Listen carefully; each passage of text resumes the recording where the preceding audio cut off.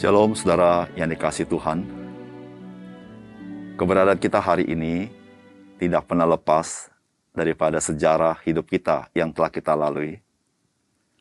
Dengan orang-orang di sekitar kita, dengan apa yang kita baca, dengan apa yang kita lakukan, dengan apa yang kita dengar, dengan apa yang kita lihat. Jikalau kita ada sebagaimana kita ada dalam keadaan yang baik, jangan lupa ada pemeliharaan Tuhan, ada berkat Tuhan dalam hidup kita yang menjaga kita.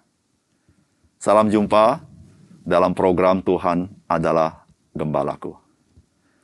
Pernahkah saudara mendengar perkataan yang kurang lebih seperti ini? Dengan siapa kita sering bergaul, maka kita semakin serupa dengan dia. Saudara tidak dapat dipungkiri bahwa kehidupan kita, di dalam pergaulan kita saling mempengaruhi satu sama lain. Pengaruh itu bisa terjadi karena memang sekitar kita juga ingin mempengaruhi kita, tetapi kita sebagai manusia adalah makhluk yang cepat mencontoh atau makhluk pembelajar. Sehingga saudara, di dalam banyak hal, manusia itu mencontoh dari apa yang dia alami. Dia bisa mencontoh dari alam semesta atau dari ciptaan Tuhan yang lain. Bahkan dia bisa mencontoh dari manusia itu sendiri. Mencontoh itu adalah kesiapan menerima pengaruh daripada sekitarnya. Pertanyaannya adalah bagi kita, siapakah yang paling berpengaruh dalam hidup kita ketika kita menjalankan kehidupan ini? Mari kita membaca firman Tuhan yang terdapat dalam Keluaran pasal 34 ayat 29 sampai 35. Ketika Musa turun dari gunung Sinai, kedua loh hukum Allah ada di tangan Musa ketika ia turun dari gunung itu. Tidaklah ia tahu bahwa kulit mukanya bercahaya oleh karena ia telah berbicara dengan Tuhan. Ketika Harun dan segala orang Israel melihat Musa, tampak kulit mukanya bercahaya, maka takutlah mereka mendekati dia. Tetapi Musa memanggil mereka, maka Harun dan segala pemimpin jemaah itu berbalik kepadanya. Dan Musa berbicara kepada mereka. Sesudah itu mendekatlah segala orang Israel, lalu disampaikannya lah kepada mereka segala perintah yang diucapkan Tuhan kepadanya di atas gunung Sinai. Setelah Musa selesai berbicara dengan mereka, diselubunginya lah mukanya. Tetapi apabila Musa masuk menghadap Tuhan untuk berbicara dengan dia, ditanggalkannya lah selubung itu sampai ia keluar. Dan apabila keluar, dikatakannya kepada orang Israel apa yang diperintahkan kepadanya. Apabila orang Israel melihat muka Musa, maka kulit muka Musa bercahaya. Maka Musa menyelubungi mukanya kembali sampai ia masuk menghadap untuk berbicara dengan Tuhan. Saudara yang dikasihi oleh Tuhan, bagian firman Tuhan yang kita baca hari ini adalah bagaimana Musa berjumpa dengan Tuhan. Dan dia menerima firman Tuhan dari Tuhan itu sendiri. Dan ketika Musa turun, maka tanpa dia sadar, kulit wajahnya bercahaya begitu gemilang. Dan Alkitab mengatakan alasannya karena ia telah berbicara dengan Tuhan. Apakah pesan firman Tuhan bagi kita hari ini? Yang pertama-tama, sebagai orang percaya, dalam persekutuan kita dengan Kristus, kita memancarkan kemuliaan Kristus. Dan bahkan kita diubah terus menjadi serupa dengan Dia yang mulia melalui pekerjaan Roh Kudus. Saudara yang kasih dalam Tuhan, di dalam ayat 29, firman Tuhan berkata ketika Musa turun dari gunung Sinai, kedua loh hukum Allah ada di tangan Musa ketika ia turun dari gunung itu. Tidaklah ia tahu bahwa kulit mukanya bercahaya, oleh karena ia telah berbicara dengan Tuhan. Saudara, mengapa Musa ketika turun kulit wajahnya bercahaya? Alkitab katakan karena dia telah berbicara dengan Tuhan. Alkitab juga menggambarkan bagaimana Allah berbicara dengan Musa sebagai seorang sahabat dengan sahabatnya. Itu artinya saudara, kenapa kulit wajah Musa bercahaya? Karena dia mengalami persekutuan yang begitu intens dengan Tuhan. Sehingga pengaruh Tuhan atas Musa begitu besar. Sehingga kemuliaan Tuhan nampak di dalam kulit wajah daripada Musa, sehingga menjadi cemerlang. Saudara yang kasih dalam Tuhan, itulah gambaran yang sangat indah yang Tuhan genapi di dalam Yesus Kristus bagi kita. Di dalam 2 Korintus pasal 3 ayat 18, saya bacakan dalam Alkitab bahasa Indonesia sehari-hari, dikatakan demikian. Sekarang muka kita semua tidak ditutupi selubung, dan kita memantulkan kecemerlangan Tuhan Yesus. Dan oleh sebab itu kita terus-menerus diubah menjadi seperti Dia. Makin lama kita menjadi makin cemerlang. Kecemerlangan itu dari roh, dan roh itu adalah Tuhan. Saudara yang kasih dalam Tuhan, apa yang dialami oleh Musa sifatnya parsial, karena kecemerlangan itu akhirnya pudar. Namun apa yang Allah kerjakan melalui Yesus Kristus bagi kita, kemuliaan itu semakin hari semakin besar. Ketika kita terus di dalam persekutuan dengan Yesus Kristus, maka kemuliaan Yesus Kristus itu memancar dalam hidup kita. Yang pada puncaknya, kita menjadi serupa dengan Dia. Saudara yang kasih dalam Tuhan, kehidupan persekutuan dengan Kristus yang dekat dan intim, itulah yang membuat kehidupan kita memancarkan keindahan Tuhan. Memancarkan keindahan Tuhan bukan berdasarkan kekuatan kita atau kelebihan kita, tapi karena ada kekuatan Allah ketika kita bersekutu dengan Dia. Dan kekuatan Allah itulah di dalam Kristus yang memampukan kita untuk hidup sebagai orang-orang milik Tuhan. Sanggup hidup di dalam firman-Nya oleh karena kuasa Roh Kudus dalam diri kita. Sehingga firman-Nya itulah yang menjadi terang dalam hidup kita. Oleh sebab itu, saudara, marilah kita sebagai orang percaya, kita boleh menampakkan kemuliaan Kristus hanya melalui persekutuan yang dekat tiap hari dengan Dia. Di mana melalui karya Roh Kudus, kita diubah semakin hari, semakin serupa dengan Dia. Yang kedua,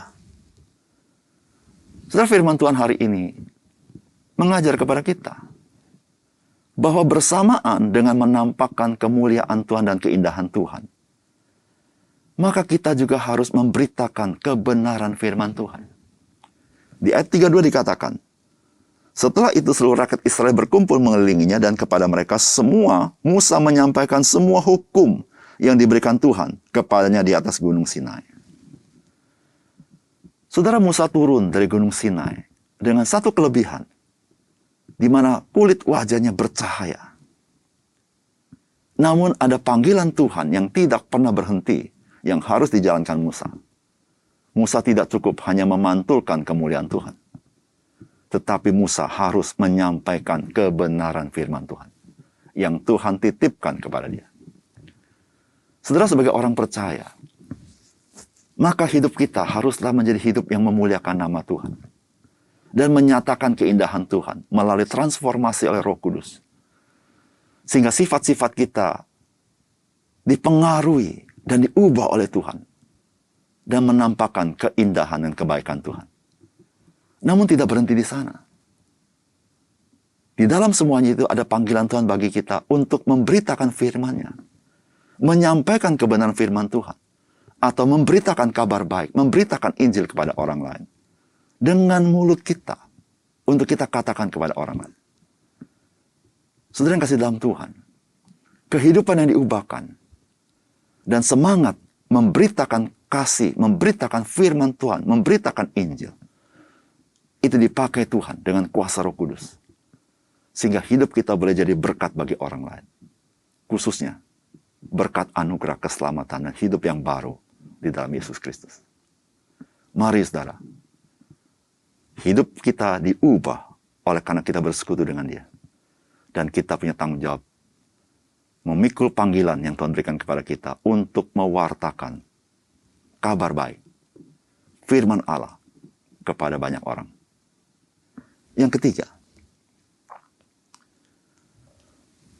saudara, firman Tuhan hari ini mengajar kepada kita, Yesus Kristus menyatakan kemuliaan Tuhan yang sesungguhnya.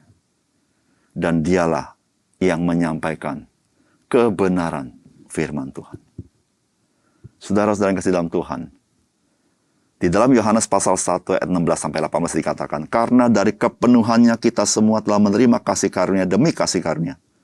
Sebab hukum Taurat diberikan oleh Musa, tetapi kasih karunia dan kebenaran datang oleh Yesus Kristus. Tidak seorang pun yang pernah melihat Allah, tetapi anak tunggal Allah yang ada di pangkuan Bapa, dialah yang menyatakannya. Saudara yang kasih dalam Tuhan, Musa, dia menyampaikan firman Allah. Karena dia adalah juru bicara Allah. Dan melalui dia, Allah berbicara kepada bangsa Israel. Namun pada puncaknya, Yesus Kristus, Sang Firman itu telah datang ke dalam dunia. Dan dari dia, kita menerima kasih karunia demi kasih karunia. Dan dari dia, di dalam dia, adalah kebenaran itu sendiri. Sehingga saudara-saudara, di dalam Yesus Kristus, kita menerima karunia yang begitu indah dan mulia. Namun di dalam dia, kita menerima firman-Nya, yaitu dirinya sendiri, dan juga perkataannya yang adalah firman Allah itu. Sehingga saudara, kita adalah orang-orang Kristen yang diperkaya di dalam kasih karunia Tuhan, dan diperkaya di dalam pengenalan kita akan Tuhan dalam hidup kita. Saudara, kekayaan yang seperti ini adalah anugerah Tuhan. Dan kekayaan yang seperti ini adalah pekerjaan Roh Kudus yang tidak dapat dimiliki oleh manusia pada umumnya, kecuali orang-orang yang menerima kasih karunia itu. Saudara yang kasih dalam Tuhan, maukah hidup saudara melihat keindahan yang Tuhan berikan? Maukah hidup saudara mengalami kekayaan yang sesungguhnya yang Tuhan berikan kepada kita? Saudara yang kasih dalam Tuhan, mari kita selalu bersekutu dengan Yesus Kristus, mengalami kasih karunia keindahannya, dan kita menerima kelimpahan kebenaran firman Tuhan melalui firman yang disampaikan melalui kitab suci. Mari kita berdoa. Bapa di surga, terima kasih untuk firman-Mu. Karena sesungguhnya ya Tuhan, apa yang Tuhan firmankan kepada kami digenapi di dalam Yesus Kristus. Di mana kami sebagai orang-orang percaya, kami boleh menampakkan kemuliaan Yesus Kristus karena kami sudah di dalam Yesus Kristus. Dan Tuhan mengubah kami dengan kuasa Roh Kudus, sehingga ditransformasi semakin hari semakin mulia di hadapan Tuhan. Bahkan ya Tuhan, kami yang menampakkan keindahan Tuhan, boleh dengan kuasa Allah menyampaikan kabar baik, memberitakan firman Allah kepada dunia ini. Dan kami senantiasa hidup melihat keindahan Tuhan di tengah dunia yang gelap. Hidup melihat kemuliaan Tuhan. Dan juga hidup di dalam kekayaan Tuhan. Yaitu kekayaan akan firman-Mu yang melimpah dalam hidup kami. Sehingga hidup kami adalah hidup yang penuh kelimpahan Tuhan. Tolong kami, supaya kami menjadi orang Kristen yang mengalami seperti ini. Supaya kami boleh menjadi berkat bagi orang lain. Di dalam nama Tuhan Yesus kami berdoa. Amin.